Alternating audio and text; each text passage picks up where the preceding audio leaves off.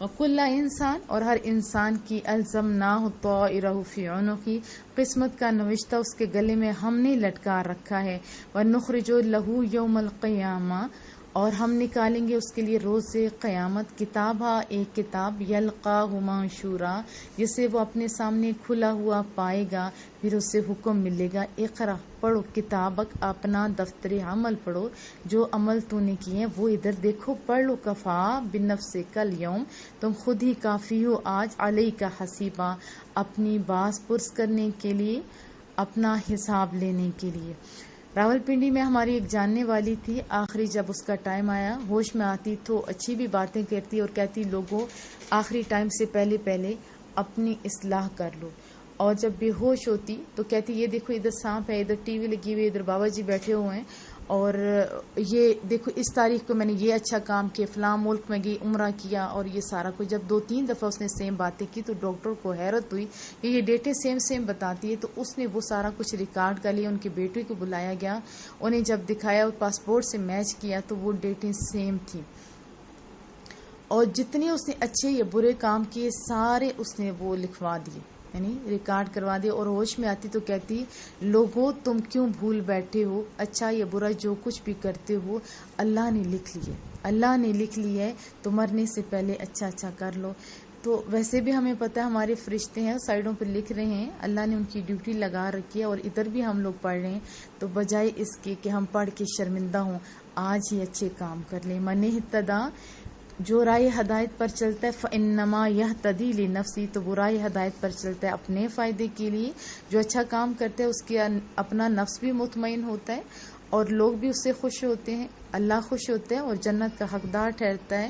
وَمَن ضَلَّ فَإِنَّمَا يَضِلُّ عَلَيْهَا، اور جو گمراہ ہوتا ہے تو اس کی گمراہی کا وبال اسی پر ہوتا ہے. وَلَا تَزِرُ وَازِرَةٌ وِزْرَ أُخْرَىٰ، اور نہیں اٹھائے گا کوئی بوجھ اٹھانے والا کسی دوسرے کا بوجھ، اس لیے دوسروں کی خاطر گناہ نہیں کرو اور خود اچھے کام کرو. وَمَا كُنَّا مُعَذِّبِينَ، ہم عذاب نازل نہیں کرتے، حَتَّى نَبْعَثَ رَسُولًا، جب تک ہم نہ بھیجیں کسی رسول کو. پہلے ہدایت کا سامان کرتا ہے مالک، پھر اس کے بعد جو منکر ہوتے ہیں ان کو عذاب دیتا ہے. وَإِذَا أَرَدْنَا أَن نُهْلِكَ قَرْيَةً، اور جب ہم ارادہ کرتے ہیں کہ ہلاک کر دیں کسی بستی کو اس کے گناہوں کے باعث، یاد رکھیے اس کے گناہوں کے باعث، امرنا مترفیہا، تو ہم کیا کرتے ہیں، ہم نبیوں کے ذریعے وہاں کے رئیسوں کو نیکی کا حکم دیتے ہیں. فَفَسَقُوا فِيهَا فَحَقَّ عَلَيْهَا الْقَوْلُ، مگر وہ الٹا نافرمانی کرنے لگتے ہیں اس میں تو پھر کیا ہو جاتا ہے، فَدَمَّرْنَاهَا تَدْمِيرًا، بس واجب ہو جاتے ہیں ان پر عذاب کا فرمان. پھر ہم اس بستی کو جڑ سے اکھیڑ کر رکھ دیتے ہیں. وَكَمْ أَهْلَكْنَا مِنَ الْقُرُونِ، اور کتنی قومیں جنہیں ہم نے ہلاک کر دی، من بعد نوح علیہ السلام کے بعد. وَكَفَى بِرَبِّكَ بِذُنُوبِ عِبَادِهِ خَبِيرًا بَصِيرًا، اور آپ کا پروردگار اپنے بندوں کے گناہوں سے اچھی طرح باخبر ہے اور انہیں خوب دیکھنے والا ہے. ہم دنیا کے سامنے تو نیک بنتے ہیں نا، لیکن گناہ کس کے سامنے کرتے ہیں، اللہ کے سامنے، جو دیکھ بھی رہا ہوتا ہے، جو سزا بھی دینے والا ہے، جو پکڑنے پہ بھی قادر ہے، اور آخرت میں اسی کے سامنے ہمیں جانا ہے. تو نیک ہم لوگوں کے سامنے بنیں گے تو کیا فائدہ. اگر ہم بندوں کے سامنے نیک بننا چاہتے ہیں تو میں آپ کو نسخہ بتاتی ہوں، اللہ کے سامنے نیک بنیے، اللہ آپ کی خوشبو باہر پھیلا دے گا. مَن كَانَ يُرِيدُ الْعَاجِلَةَ عَجَّلْنَا لَهُ فِيهَا مَا نَشَاءُ لِمَن نُرِيدُ، جو لوگ طلبگار ہیں صرف دنیا کی، ہم جلدی دے دیتے ہیں اس دنیا میں جتنا چاہتے ہیں ان میں سے جسے چاہتے ہیں. پھر کیا کرتے ہیں، ثم جعلنا لہ جہنم، پھر ہم مقرر کر دیتے ہیں اس کے لیے جہنم. یصلاھا مذموما، تاپے گا وہ اسے اس حال میں کہ وہ ندامت کیا ہوا ہوگا، شرمندہ ہوگا، مذمت کیا ہوا ہوگا، مدحورا اور ٹھکرایا ہوا ہوگا. ومن اراد الآخرہ، اور جو شخص طلبگار ہوتا ہے نا آخرت کا، وسعی لہا سعیہا، اور پھر کوشش بھی کرتا ہے اس کے لیے پوری طرح. یہ نہیں کہ آخرت میں جنت تو چاہ رہے ہوں لیکن ہاتھ پہ ہاتھ دھرے بیٹھ رہے، نہیں، وہ کیا کرتا ہے، وہ جدوجہد کرتا ہے. وہ مومن، حالانکہ وہ مومن بھی ہو. اور پھر شرط کیا ہے آخرت کے لیے، اگر وہ کوشش کرتے تو وہ مومن بھی ہو. فَأُولَٰئِکَ کَانَ سَعْیُہُم مَشْکُورًا، پھر یہ وہ خوش نصیب ہیں جن کی کوشش مقبول ہوگی. کُلًّا نُمِدُّ هَٰؤُلَاءِ وَهَٰؤُلَاءِ مِنْ عَطَاءِ رَبِّكَ، ہر ایک کی ہم امداد کرتے ہیں، ان کی بھی جو طالب دنیا ہیں اور ان کی بھی امداد کی جاتی ہے جو طالب آخرت ہیں. سمجھ آئی؟ دونوں کی اللہ تعالیٰ مدد فرماتا ہے. جو دنیا چاہتا ہے اللہ اسے دنیا دے دیتا ہے، اور جو آخرت چاہتا ہوتا ہے اللہ ان کے آخرت بھی دیتے ہے اور ساتھ دنیا بھی دینے پہ قادر ہے. ربنا آتنا فی الدنیا حسنۃ وفی الآخرۃ حسنہ وقنا عذاب النار. یہ ہمیں دعائیں مانگتے رہنا چاہیے. تو یہ اس آیت میں کیا ہوا ہے، جو دنیا مانگتے ہیں انہیں دنیا مل جاتی ہے، اور جو آخرت کے طالب ہوتے ہیں تو آپ کے رب کی بخششوں سے انہیں آخرت اچھی مل جاتی ہے. وما کان عطاء ربک محظورا، اور آپ کے رب کی بخشش کسی پر بند نہیں ہے. انظر کیف فضلنا بعضهم علی بعض، دیکھو کیسے بزرگی دی ہم نے بعض کو بعض پر. وللآخرۃ اکبر درجات، اور آخرت با اعتبار درجوں کی سب سے بڑی. واکبر تفضیلا، اور با اعتبار فضل و کرم سب سے اعلیٰ ہے. لا تجعل مع اللہ الہا آخر، نہ ٹھہراؤ اللہ تعالیٰ کے ساتھ کوئی اور معبود. فتقعد مذموما مخذولا، اس حال میں کہ تمہاری مذمت کی جائے، ورنہ تم کیا کہو گے؟ بیٹھے رہو گے.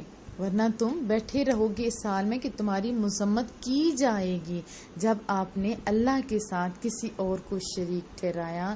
اللہ تو ایک ہے نا، اسی کی عبادت کرنی چاہیے. ہم ہیں نا خوش نصیب، سونے رب کی عبادت کرتے ہیں. وقضا ربک، اور پھر مالک مذمت بھی کی جائے گی ان لوگوں کی، یہی اللہ فرما رہے، اور ان کا کوئی مددگار بھی نہیں ہوگا. وقضا ربک، اور حکم فرمایا آپ کے رب نے، اللہ تعبدو، کہ نہ عبادت کرو. اب یہاں پہ بات اس کو ختم کر دیں کہ نہ عبادت کرو، اس کا مطلب ہے غلط ہے. آدھی آیت کو پکڑ کے دوسروں کو گمراہ کرنا یا پوری بات نہ سمجھنا، یہ بہت ہی نہ سمجھی کی بات ہے. اب یہاں پہ اگر بات ختم دی تو اس کا یہ مطلب بنتا ہے نا. تو ہمیں کیا چاہیے ہوتا ہے کہ پوری آیت مبارکہ پڑھیں آگے پیچھے سے، اور اس کا نزول کا مقصد کیا ہے وہ بھی پڑھیں. کیونکہ آج جس انداز میں بے یقینی کی کیفیت پیدا کی جا رہی ہے، تو اس سے پہلے ایسا کچھ نہیں تھا.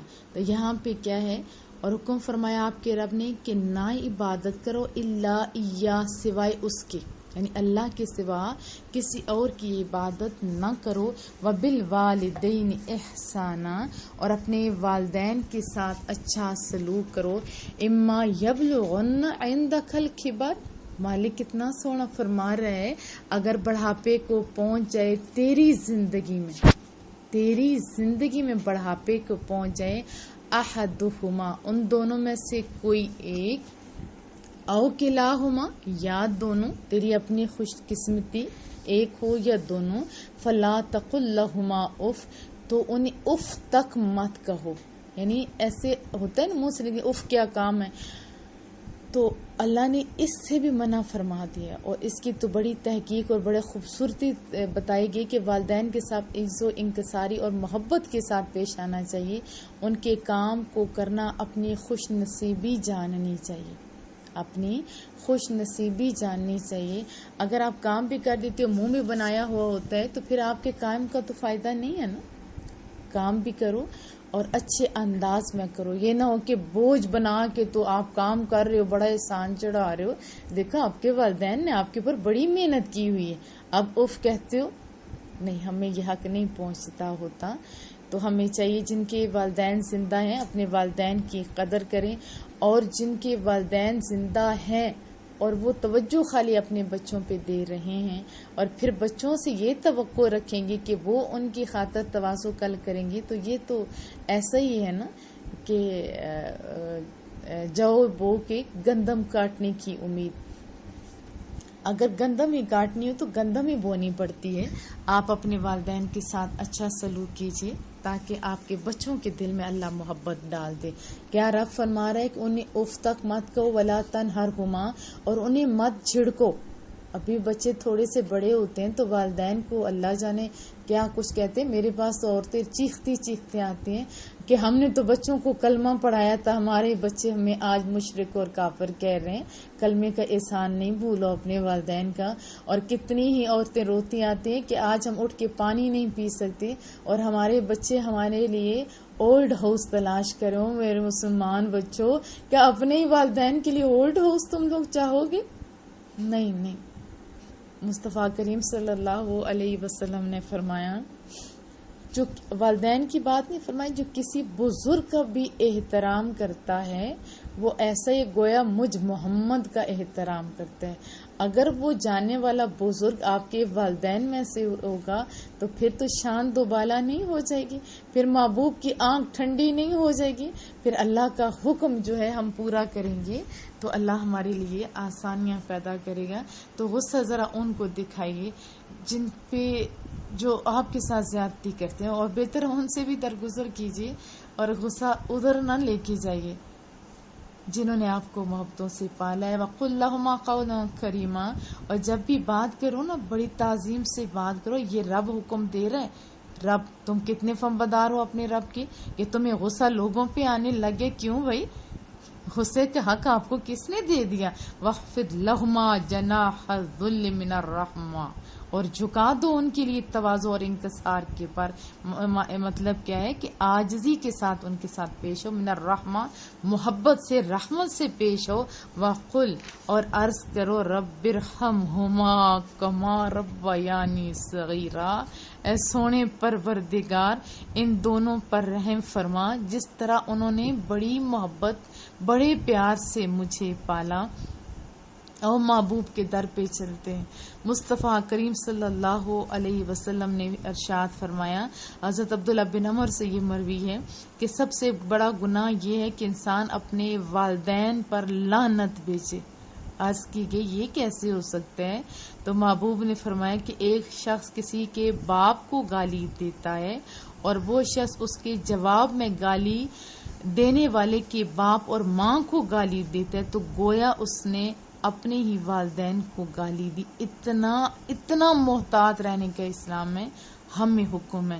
اسی طرح حضرت ابو ہریرہ نے فرمایا کہ ایک شخص محبوب کے بارگاہ میں آیا. اس کی محبوبہ میرے حسن سلوک کا سب سے زیادہ مستحق کون ہے؟ تو محبوب نے فرمایا تیری ماں. اسی طرح 3 دفعہ یہی جواب دیا اور چوتھی دفعہ فرمایا تیرا باپ.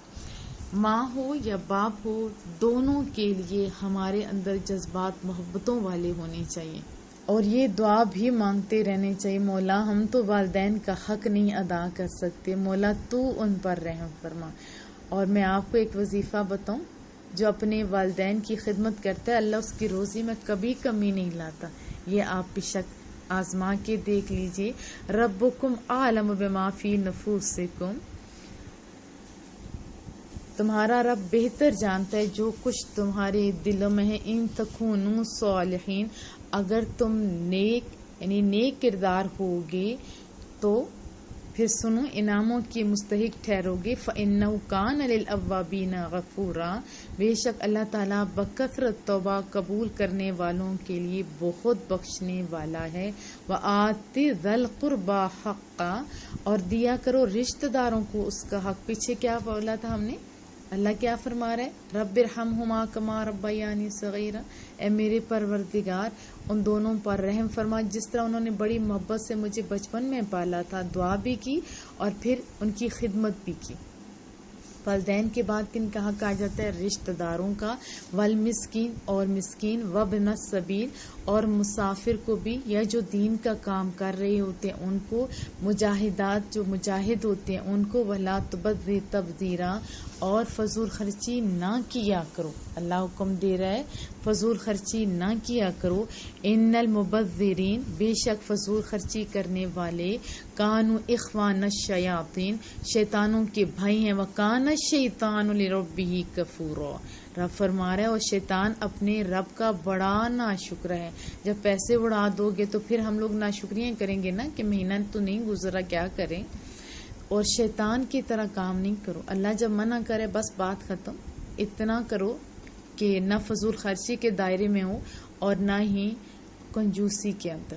بس بین بین میں پیارا سا ہمارا انداز ہو تاکہ گھروں میں سکون ہو.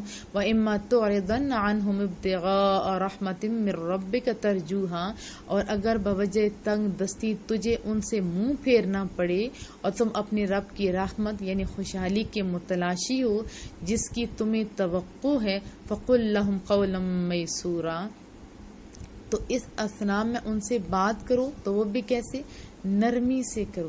ہوتا ہے نا کہ آپ پاس پیسے نہیں ہیں، کسی کی مدد کی ضرورت ہے لیکن آپ نہیں کر سکتے، تو بجائے اس کے کہ اس سے جھڑکنا شروع کر دو، روب جھاڑنا شروع کر دو، نہیں، اس کو پیار سے بڑے ہی نرم انداز سے اس کو سمجھا دو، کم از کم اس کی انسلٹ تو نہ کرو. وَلَا تَجْعَلْ يَدَكَ مَغْلُولَةً إِلَىٰ عُنُقِكَ، اور نہ بنا لو اپنے ہاتھ کو بندھا ہوا اپنی گردن کے ارد گرد، یعنی بخل سے کام نہیں لو.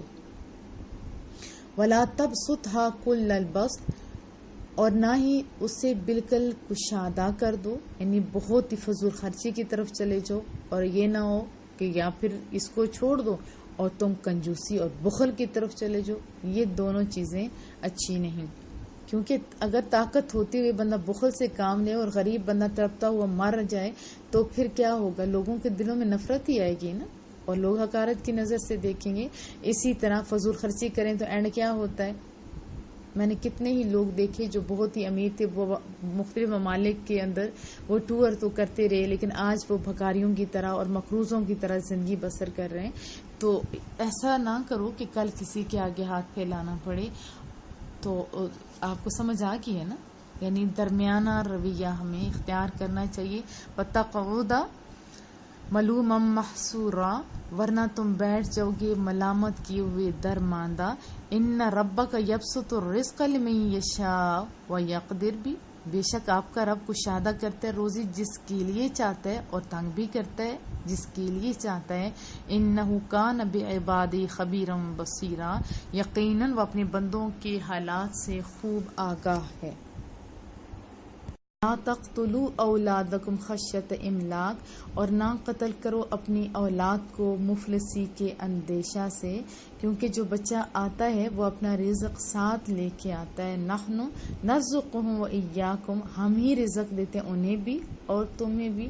ان قتلهم کان خطئا کبیرا، بلا شبہ اولاد کو قتل کرنا بہت بڑی غلطی ہے. ولا تقربوا، اور بدکاری کے قریب بھی نہیں جاؤ. یہ کون فرما رہے؟ اللہ. ولا تقربوا الزنا، اور بدکاری کے قریب نہ جاؤ. انہ کان فاحشہ، بے شک یہ بڑی بے حیائی ہے.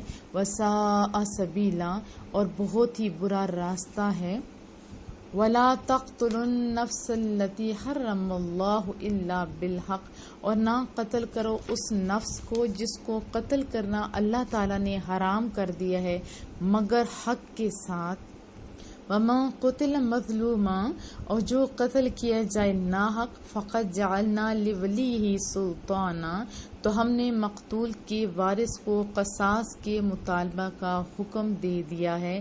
فلا یسرف فی القتل، بس اسے چاہیے کہ قتل میں اسراف نہ کرو. یہ کتنا پیارا ہمارا دین ہے کہ ہر ایک انسان کی جان کی عزت کرو، قدر کرو، ناحق قتل نہیں کرو. ہاں کوئی قتل ہو جاتا ہے تو فدیہ لو لیکن اس میں بھی حد سے آگے نہ بڑھو. انہ کان منصورا، ضرور پھر اس کی مدد کی جائے گی. ولا تقربوا مال الیتیم، اور نہ قریب جاؤ یتیم کے مال کے. جو یتیم کے مال کے قریب جاتے ہیں یقیناً ان کا دل پتھر ہی ہوتا ہے، تبھی جاتے ہوں گے، ورنہ یہ سوچ ہی انسان کو مار دیتی ہے کہ آج یہ بچے ہیں کل ہمارے بچے بھی تو ایسے ہو سکتے ہیں، ہے نا ایسی بات. اور یتیموں کے مال جو کھاتے ہیں وہ کبھی کامیاب بھی نہیں ہوتے. ہمیں چاہیے کہ ہم دیں، اللہ ہمیں دینے والوں میں سے کرے. الا باللتی ہی احسن، مگر ایسے طریقے سے جو اس یتیم کے لیے بہتر ہو. حتی یبلغ اشدہ، یہاں تک کہ وہ اپنی جوانی کو پہنچ جائے. وَأَوْفُوا بِالْعَهْدِ، اور پورا کیا کرو اپنے عہد کو. ان العہد کان مسئولا، بے شک ان وعدوں کے بارے میں تم سے پوچھا جائے گا. یتیم کے مال کھانے سے روکا جا رہا ہے. ہاں یتیم کا مال اس انداز میں آپ بزنس میں لگاؤ کہ اس کا مال بڑھ جائے تو یہ تو بہتر طریقہ ہے. نہیں تو تو کھانے کی نیت سے نہیں کرنا چاہیے، اور جب جوان ہو جائیں، سنبھالنے کے قابل ہو جائیں، ان کے حوالے کر دو۔ اور پھر کس چیز کی مذمت کی جا رہی ہے؟ وَأَوْفُوا بِالْعَهْدِ، اور پورا کیا کرو عہد۔ کیوں پورا کیا کرو؟ کیونکہ اس کے بارے میں پوچھا جائے گا، اور اسلام کی نظر میں وعدے کو توڑنا بڑا ہی معیوب ہے۔ مصطفیٰ کریم صلی اللہ علیہ وسلم نے وعدہ شکنی کو منافقت کی 3 علامتوں میں سے ایک علامت قرار دیا ہے۔ وَأَوْفُوا الْكَيْلَ، اور پورا ناپو، اذا کلتم، جب تم کسی چیز کو ماپنے لگو، وزنوا بالقسطاس المستقیم، اور تولو تو ایسے ترازو سے تولو جو بالکل درست ہو۔ تھوڑا اوپر نیچے ہو جائے اور وہ اور بات ہے، لیکن جان بوجھ کے کرنا یہ بڑی زیادتی ہے۔ اس سے کتنا ہی آپ کا گھر تعمیر ہو جائیں گے، کیا سونے کے محل بنا لوگے؟ ایسا نہیں ہوتا۔ جب انصاف کے ساتھ آپ دو گے، زیادہ ہی دینے کی کوشش کرنی چاہیے بندے کو، تو اللہ ہماری رزق میں ضرور برکت ڈالنے پہ قادر ہے۔ اور جس کو دیا جاتا ہے صحیح تول کے دیا جاتا ہے تو وہ دوبارہ بھی آتا ہے۔ جب تھوڑا دیں گے عارضی طور پہ تو ہمیں فائدہ بڑا نظر آئے گا، لیکن دوسری دفعہ بندہ لینے کے لیے بھی کوئی نہیں آتا۔ ذالک خیر و احسن تأویلا، یہی طریقہ بہتر ہے اور اس کا انجام بھی بہت اچھا ہے۔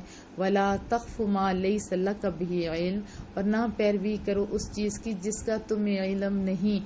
ان السمع والبصر، بے شک کان اور آنکھ، والفؤاد اور دل، کل اولئک کان عنہ مسئولا، ان سب کے متعلق تم سے پوچھا جائے گا۔ کن کے بارے میں؟ کان کے بارے میں، کہ اس سے کیا سنتے رہتے تھے، کیا گانے تو نہیں سنتے رہتے تھے۔ آنکھوں سے بھی پوچھا جائے گا کہ تمہیں دیا تو جائے گا، دیا ہی تھا آنکھ، تو نے کدھر استعمال کی؟ آنکھ بھلا تو خود ہی تو بتا کیا کیا کام کرتی رہی، تو کیا جواب دو گی اللہ کو؟ اور دل جس میں اللہ بسنا چاہیے، اس نے کہیں دنیا تو نہیں بسا کے رکھی ہوئی۔ اور سونے دل تو اللہ کے برتن ہوا کرتے ہیں۔ آپ نے کبھی دودھ ڈالا ہے گندے برتن میں؟ نہیں نا۔ نور کس میں ڈالتے ہو؟ ستھرے برتن میں۔